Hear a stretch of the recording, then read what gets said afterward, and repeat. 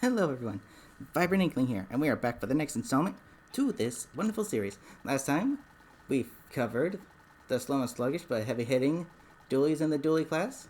This time we're going to be covering a weapon that I find particularly really fun to use in the form of the Dualie Squelchers. These are practically a jet squelcher, but in the form of dualies. As a result, for having the dodge roll, they have less range, but that actually kind of helps out a lot due to the fact that the shots don't have to take nowhere near as long to travel to the target, giving them ample time to, avoid the shot. And they fire just a little bit faster due to having two. Now these weapons for me are really fun to use. However, they are very ink hungry, so I recommend going with a pure ink efficiency kit. Or setup, rather. Because they're arguably the most ink-hungry weapon in the game. Especially the custom kit with its splat bombs.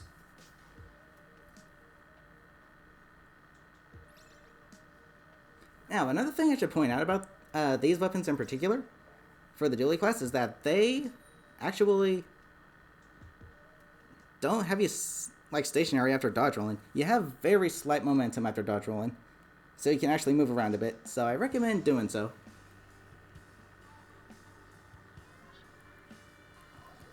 Now, these weapons aren't the best at splatting people because they have a subpar rate of fire and low damage, so you can expect inconsistent performance when it comes to splatting, but in terms of inking, they're actually pretty good due to the being dualies and having pretty considerable range.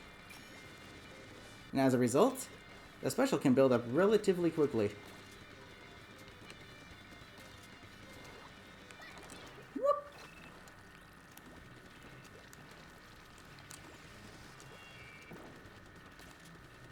Hello, poison.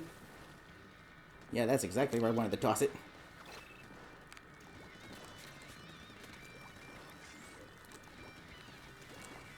Time to go around.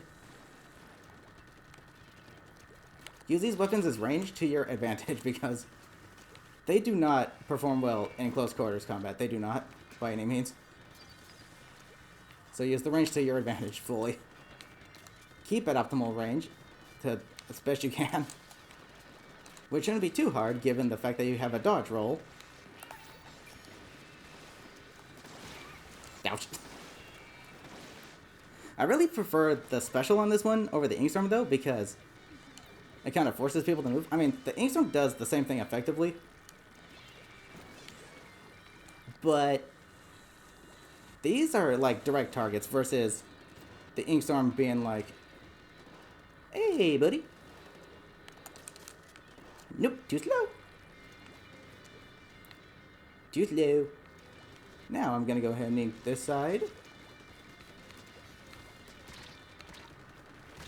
Yeah, you can expect very inconsistent performance with the dualies when you don't have their crosshairs lined up, because it's like shot RNG times 2 not being in your favor. You think that cancel them out, but no, actually it does not.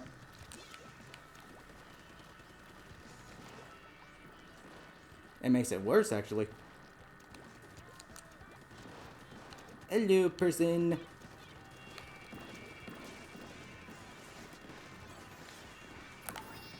Watch out, here they come. Ouch. There we go. Oh yes, use that MPU. Make yourself look artificially good. Lol.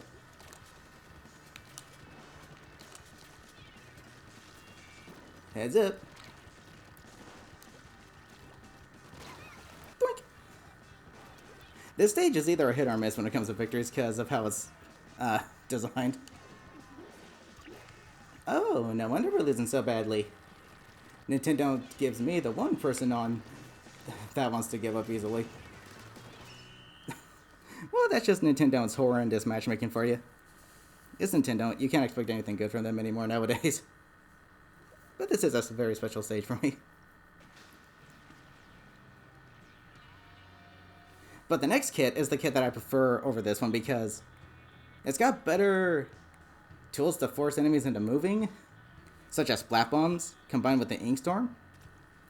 And it's the kit that I really like over this one. I mean, point sensors, this kit is clearly better for ranked modes, not so much for turf wars. So the next game should be a little bit better.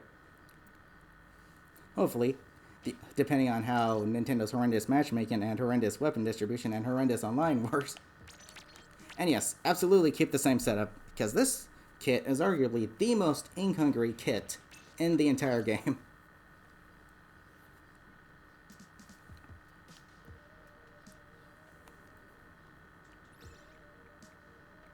Alrighty, let's see how this one goes. Hopefully we won't get people that give up in the middle, because it's people like that shouldn't be playing the game because they ruin it for everybody. But it's Nintendo. They put them on my team every time. Because it's Nintendo. Hey, we got this stage twice. Nice.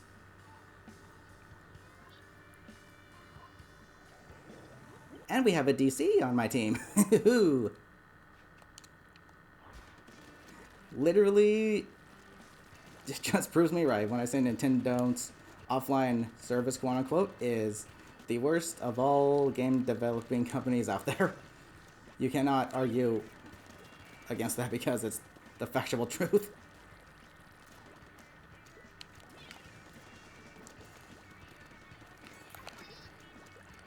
Toss it. Get out of here. Try hard Squiffer, jumping all the time.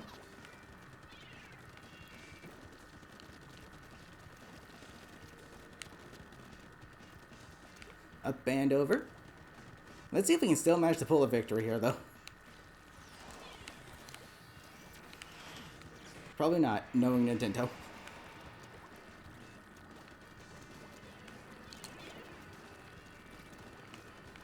I saw where that came from.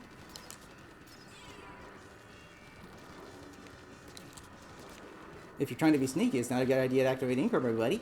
You just gave away your position.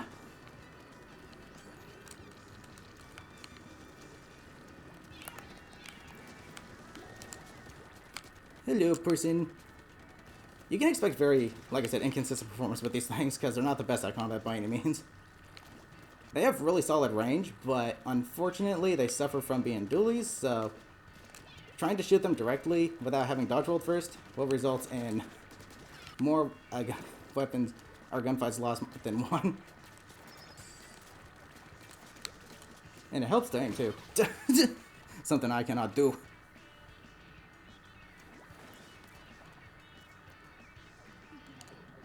And no one is inking the base. Okay, I shall do it myself then. I shall do it for you guys.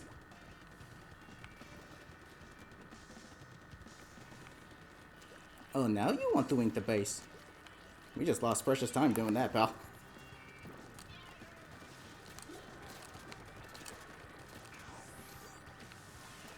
Not the best use for a splashdown. Get out of here. Get out of here. I'll take that nice juicy double.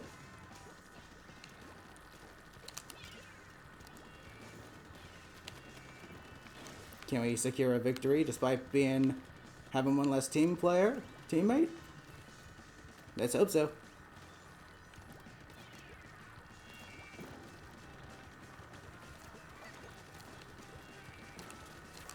Boink. Get out of here. Just constantly try to keep him one down. Get out of here. Ink Storm. Let's see how we did. It was looking pretty close toward the end there. Woo! Victory with the DC. Let's go. Nice try, Nintendo. You failed. Typically.